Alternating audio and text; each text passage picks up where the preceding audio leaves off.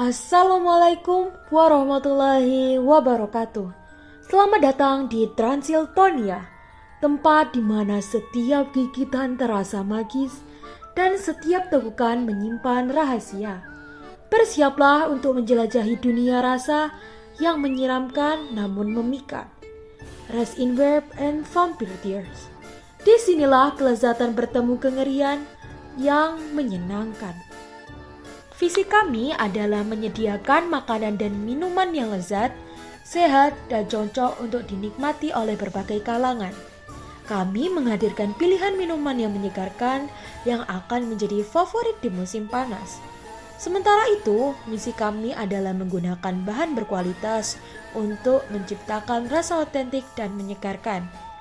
Kami memastikan bahwa produk kami tidak hanya lezat, tetapi juga mengandung nutrisi yang seimbang untuk mendukung gaya hidup sehat. Transiltonia memiliki spesialisasi pada dua menu utama. Yang pertama, Rest in Verb atau Tortilla Verb. Yang kedua, Vampire Tears atau es air mata kucing. Layanan kami berbasis pre-order, memastikan kualitas setiap produk baik. Nilai utama kami adalah inovasi dan kebersihan. Tagline kami, sensasi rasa yang tak terlupakan. Menjadi bukti komitmen kami untuk memberikan produk berkualitas tinggi yang sesuai dengan deskripsi. Untuk logo Rest in Verb adalah seperti ini. Selanjutnya adalah segmenting. Yang pertama, generasi, yaitu Gen X, Gen Z, dan milenial. Yang kedua, kelas ekonomi, yaitu kelas menengah dan menengah ke atas. Yang ketiga, domisili, yaitu sekitar sekolah atau Surabaya. Yang keempat, kebiasaan mengkonsumsi makanan, yaitu jarang atau seminggu sekali. Yang kelima, penggunaan teknologi, yaitu menggunakan smartphone untuk kepentingan berjualan. Selanjutnya adalah targeting. Yang pertama, membuat konten media sosial yang menarik dengan berbagai isi atau menampilkan testimoni pelanggan yang puas. Yang kedua, memperkenalkan produk melalui promosi dan melalui relasi. Yang ketiga, desain kemasan dan logo yang menarik dapat membantu produk menonjol. Yang keempat, segmen yang cenderung menjadi pembeli loyal adalah Gen Z dan milenial. Nah, untuk positioningnya adalah yang pertama, keunggulan produk kami terletak pada tampilan dan rasa produk. Yang kedua, Tortilla Wrap sebagai pilihan makanan yang praktis dan mudah disantap di mana saja. Yang ketiga, Tortilla Wrap dengan variasi rasa modern yang menggabungkan unsur tradisional dan internasional, cocok untuk mereka yang mencari pengalaman baru dalam makanan. Yang keempat, Tortilla Wrap dengan menggunakan bahan-bahan lokal dan kemasan ramah lingkungan, sehingga lebih ekonomis dan berkelanjutan. Nah, selanjutnya untuk analisa SWOT dari Rest in Wrap. Yang pertama, strength atau kekuatan. Tortilla Wrap yang berisi sayuran dan dada ayam panggang sangat sehat dan rendah kalori. Ini cocok untuk pelanggan yang peduli pada kesehatan dan ingin mengurangi konsumsi makanan berminyak. Lalu, persiapannya relatif mudah dan cepat. Untuk yang kedua, yakni weakness atau kelemahan. Tortilla Wrap cenderung rentan pecah atau sobek saat diisi dengan isian yang terlalu banyak atau saat dilipat dengan tidak hati-hati. Pasar makanan cepat saji yang sehat sudah sangat kompetitif, dengan berbagai pilihan yang tersedia bagi konsumen. Ini bisa membuat sulit bagi Tortilla Wrap untuk menonjol di antara pesaingnya. Yang ketiga, yakni opportunity atau peluang. Dengan peningkatan jumlah orang yang beralih menjadi vegetarian atau vegan, terdapat peluang untuk menawarkan Tortilla Wrap dengan isian yang sesuai dengan pola makan mereka. Dan yang terakhir, yakni threat atau ancaman. Persaingan dari produk serupa atau alternatif makanan cepat saji lainnya bisa menjadi ancaman bagi penjualan Tortilla Wrap. Harga bahan baku segar seperti sayuran, dada ayam, dan bahan herbal dapat berfluktuasi sehingga mempengaruhi margin keuntungan. Nah, di sini terdapat langkah-langkah membuat Rest in Wrap. Yang pertama yakni siapkan sayur-sayuran yang akan digunakan, lalu cuci sampai bersih. Yang kedua, potong sayuran menjadi bagian-bagian kecil, kukus selama 5 menit dan tiriskan. Yang ketiga, masukkan bawang merah, bawang putih, cabai kecil, garam, gula, penyedap rasa, dan minyak kecobek. Lalu ulek semuanya sampai halus. Yang keempat, setelah halus, goreng sambal tadi sampai wangi. Yang kelima, siapkan ayam filet, lalu potong menjadi bagian-bagian kecil. Yang keenam, setelah dipotong, pindahkan di mangkok, dan masukkan saus tiram, saus teriyaki, bawang putih, garam, dan lada. Yang ketujuh, marinasi ayam di dalam kulkas selama 1 jam. Setelah 1 jam, panggang ayam tadi sampai matang. Yang ke-8, siapkan tortilla, lalu susun sayuran yang sudah dipotong dan ayam yang sudah dipanggang. Yang ke-9, setelah tertata semua, gulung tortilla dan panggang tortilla sampai kecoklatan. Dan yang terakhir, tortilla wrap siap dinikmati.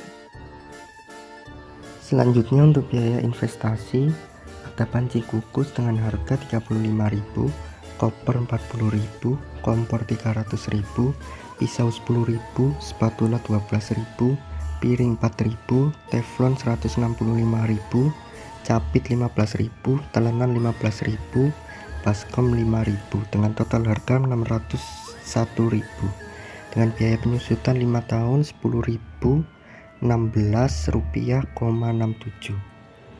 Untuk biaya tidak tetap, ayam filet 50.000, tortilla besar 25.000, tortilla kecil 22.500, tomat 6.000, timun 7.500, wortel 6.000, jagung manis 12.000, selada 10.000, bawang bombay 1.000, bawang putih 10.000, saus tiram 2.000, saus teriyaki 1.200, garam Himalaya 600 rupiah, margarin 1.000, lada bubuk 200, aluminium foil 22.000, bawang merah 24.000, cabai kecil 10.000, saus 5.400, minyak goreng 3.000 dengan total harga terpakai 219.400 rupiah.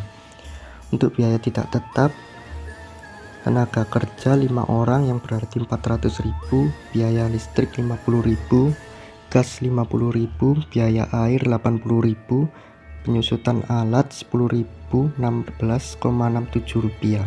Total per bulan yaitu 590.016,67 rupiah dengan produksi 20 hari menjadi 29.500,83 rupiah. Selanjutnya yakni HPP. Untuk total biaya ada biaya variabel sebesar 219.400 ditambah dengan biaya tetap sebanyak 29.500, berarti biaya totalnya sebanyak 248.983. Untuk HPP sendiri yakni total biaya sebanyak 248.983 dibagi jumlah produksi sebanyak 30, yakni total HPP sebanyak 8.296.6.943. Selanjutnya untuk BEP dari Resin Wrap yakni biaya tetap sebanyak 590.1667 dibagi harga jual per unit yakni sebesar 12.500 dikurangi biaya variabel per unit yakni sebanyak 219.400 dibagi 30. Totalnya yakni 113,76 atau 114 porsi. Selanjutnya yakni Vampire Tears. Berikut untuk logo produknya. Nah, untuk segmenting Vampire Tears kami, generasi yang kita tuju adalah Gen X, Gen Z, dan Milenial, kelas ekonomi, kelas menengah ke bawah atau menengah, dan domisili kami sekitar sekolah Surabaya. Kebiasaan mengonsumsi makanan atau perilaku sering seminggu beberapa kali, penggunaan teknologi atau psikografi, menggunakan smartphone untuk kepentingan berjualan. Di segi targeting kami ada 4 poin yang kita tulis. membuat konten media sosial yang menarik dengan berbagai isi atau menampilkan testimoni pelanggan yang puas, memperkenalkan produk melalui promosi dan melalui relasi, desain kemasan dan logo yang menarik dapat membantu produk menonjol. Yang terakhir, segmen yang cenderung menjadi pembeli loyal adalah generasi Z dan generasi milenial. Dan untuk positioning kami, keunggulan produk kami terletak pada tampilan dan rasa produk sebagai minuman dingin yang menyegarkan dan pas untuk cuaca panas. Fokus pada kemampuan minuman ini dalam mengusir rasa gerah dan membantu tubuh tetap segar sepanjang hari. Dan yang terakhir, setiap tegukan memberikan keseimbangan antara segar dan manis yang lembut, menciptakan pengalaman rasa menyegarkan dan memorable. Untuk analisis SWOT, yaitu ada strength atau kekuatan. Yang pertama, rasa segar dan tropisnya yang menggugah selera. Vampire Thirst cocok dinikmati pada berbagai kesempatan, baik sebagai minuman penyegar di musim panas. Yang kedua, minuman ini dapat diterima oleh berbagai kelompok usia, dari anak-anak hingga orang dewasa.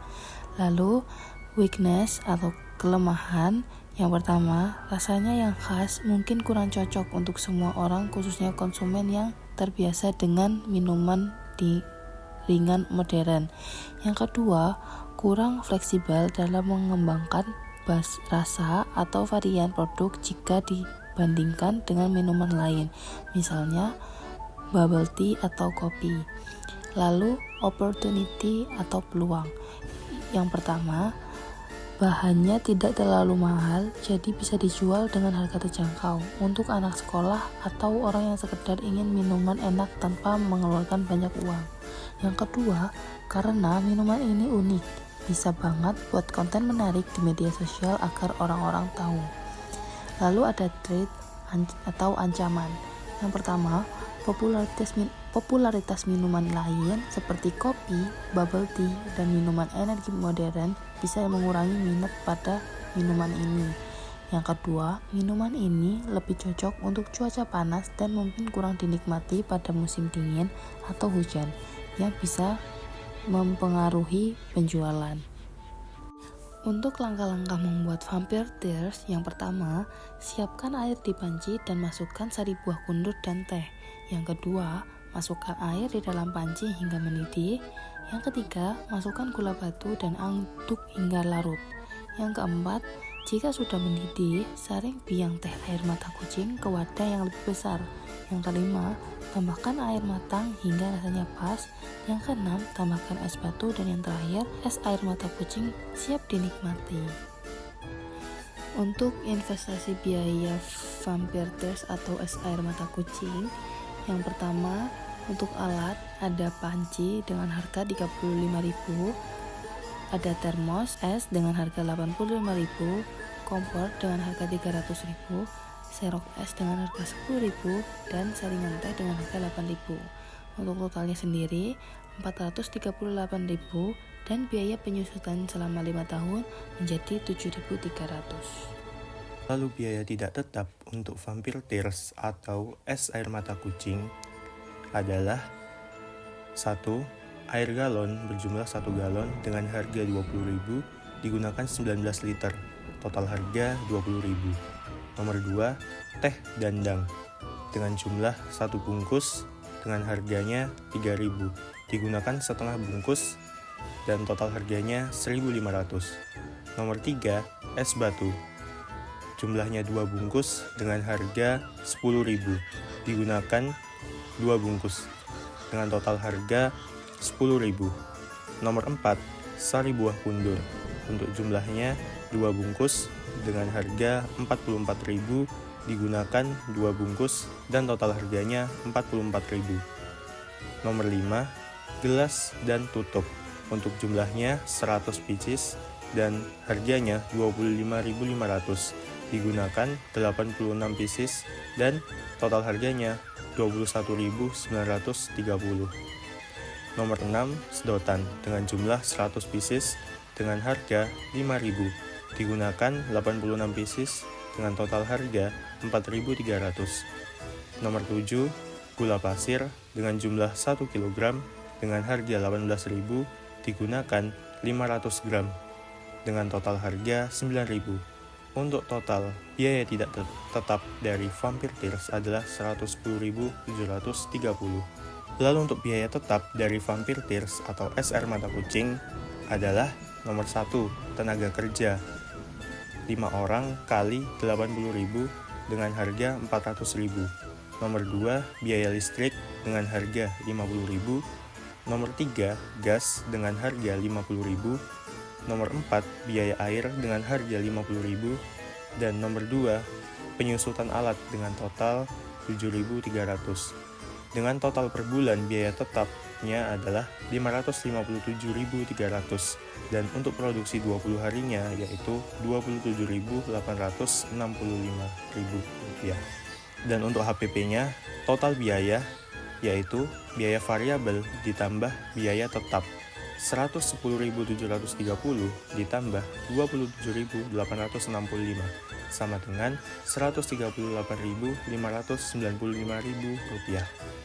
Dan HPP-nya yaitu total biaya dibagi jumlah produksi sama dengan 138.595 dibagi 86 sama dengan 1.611,57 ribu rupiah. Baik, selanjutnya yaitu ada BEP. BEP dari Vampire Tears atau air mata kucing. Caranya yaitu biaya tetap dibagi harga jual per unit dikurangi biaya variabel per unit.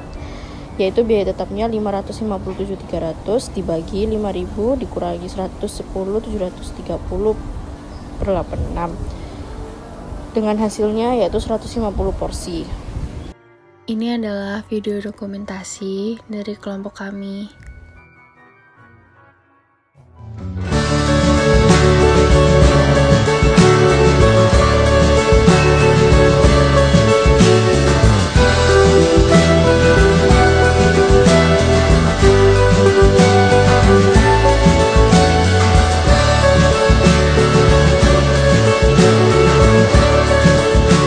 Thank you for exploring Hotel Transyltonia with us. Sekian presentasi dari kelompok kami. Mohon maaf bila ada salah kata. Sekian, terima kasih. Wassalamualaikum warahmatullahi wabarakatuh.